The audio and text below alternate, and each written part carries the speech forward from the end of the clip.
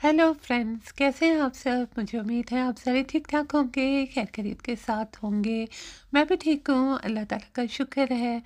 तो आज थोड़ी देर के लिए हम बाहर आए थे, थोड़ा-सा काम था।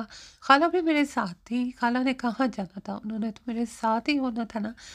तो फिर लंच का टाइम हो गया था, तो ये शॉप काफ़ी अरसे के बाद हमने खुली हुई देखी। कोविड के ज़माने से ये बंद चली आ रही थी। तो हम आए तो पता चला कि दुकान का जो मालिक था उसका भी कोविड से इनका इंतकाल हो गया था। और बड़ा अफ़सोस हुआ सुन के। तो उनकी जो बेवा थी, उन्होंने ये शॉप खोली थी, तो इतनी वैरायटी तो नहीं थी अभी, तो हमने चीज़ें ली। लेकिन जब घर जाके हमने खाई तो चीज़ों का मेयार जो था ना वो नहीं था।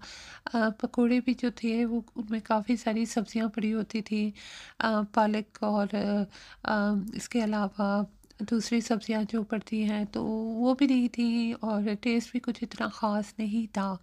तो खैर अब क्या कर सकते थे। जैसे तैसे करके हमने खाया, क्योंकि लंच तो करना था। तो फिर उसके बाद लंच वगैरह करने के बाद फिर हम घर ही पे रहे बाकी के दिन। और बस घर ही पे एंजॉय किया, शाम को दूध पत्ती चाय वगैरह बना के पी। शाम को टीवी वगैरह देखा, जो प्रोग्राम थे उनको देखा, गप्पे शप्पे मारी। अच्छा टाइम गुजरा।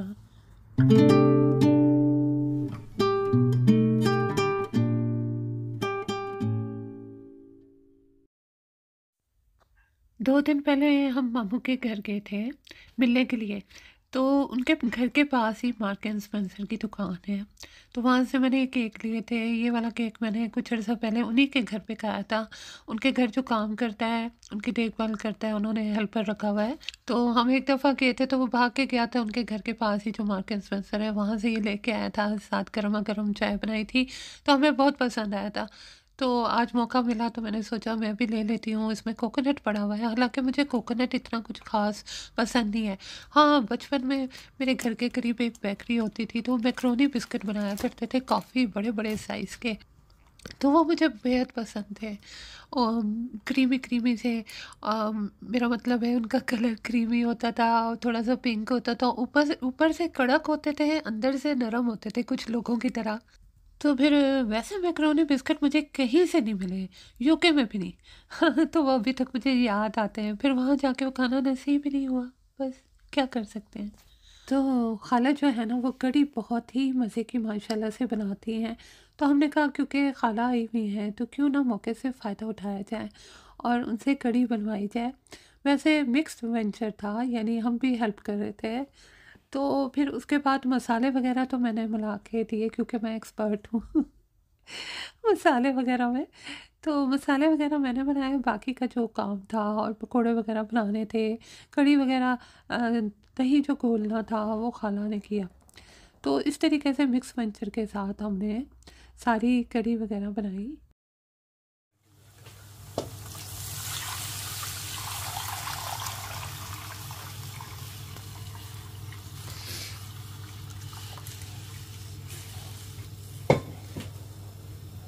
तो खाला अम्मी वग़ैरह को कढ़ी पकौड़े बहुत पसंद है, वैसे भी पकोड़े बहुत पसंद है। पता नहीं क्या बात है, मुझे पकोड़े इतने कुछ ख़ास अच्छे नहीं लगते।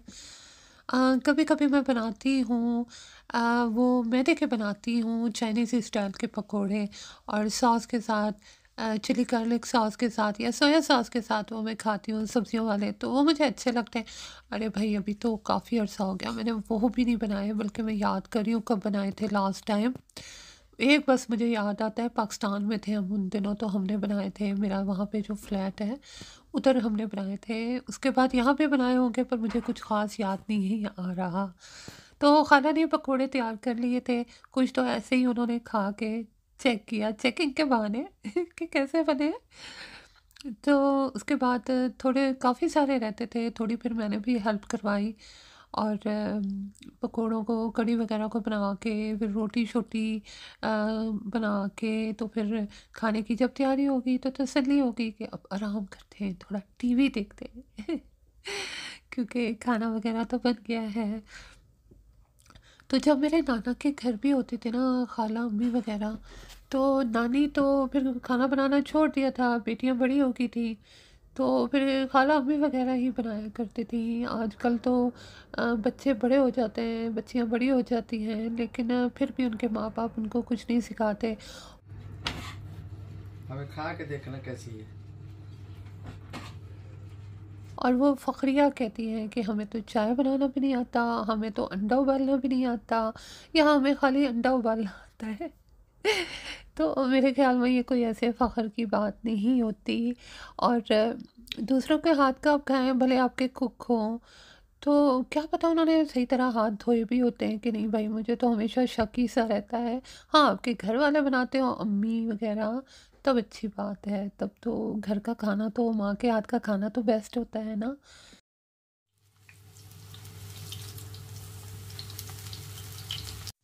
फ्रिज में ना हरी वाली मोटी वाली मिर्चें पड़ी थी, वो जो टर्किश खानों में इस्तेमाल होती हैं, इतनी कड़वी नहीं होती। तो मैंने वही खाला को कहा कि कढ़ी के जो पकोड़े बना रही हैं, उसमें ये मिर्चों के पकोड़े तो मुझे बना दें। तो क्योंकि गाढ़े कढ़ी थी, कढ़ी के लिए जो पकोड़े बनाए थे उसका घोल गाढ़ा था, तो फिर इस पे चढ़ नहीं रहा था मिर्चों पे। तो खैर जैसा भी था, मैंने स्वीट एंड सॉर सॉस के साथ, चिली गार्लिक सॉस के साथ सॉरी, उसे खा लिया। तो माशाल्लाह से देखिए हमारे कढ़ी पकौड़ा तैयार हो के हैं, कढ़ी तैयार हो गई है और माशाल्लाह से बहुत मज़ा। तो अभी मैं पार्क में आई हुई हूँ, मैंने सोचा थोड़ी सी वॉक कर लूँ। देखें जल्दी में मैं भूल गई और ये समर वाले जूते पहन के आ गई इतनी ठंड में। खैर कोई बात नहीं, सब चलता है।